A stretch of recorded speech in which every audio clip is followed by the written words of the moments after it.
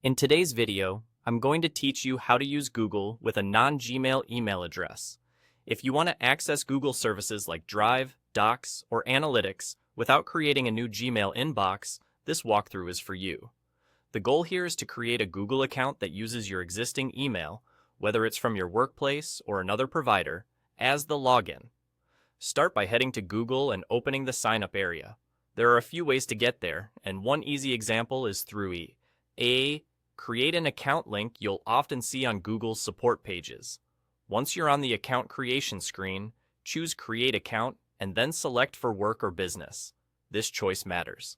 The business or workflow is the one that lets you register with a non-Gmail address. The personal flow typically pushes you to make a new @gmail.com address. Next, you'll be asked for your business or work name and the number of employees.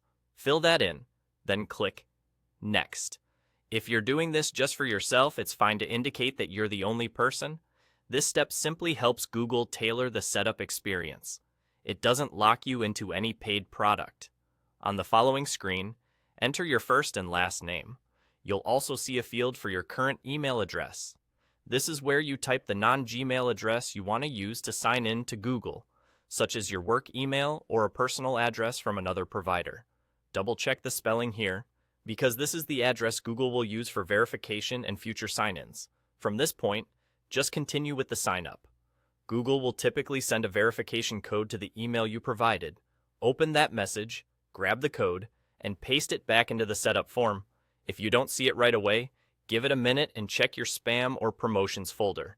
You'll create a password and review the usual terms. Follow the prompts until you reach the confirmation that your account is ready. That's it. You now have a Google account that uses your non-Gmail email address. You can sign in to Google services with that email and the password you just created. Keep in mind, this does not create a Gmail inbox. You're simply using your existing email as your Google username, which is perfect if you want to keep all your mail in one place while still taking advantage of Google's tools. If you ever decide you want a Gmail inbox later, you can add one separately, but it's completely optional.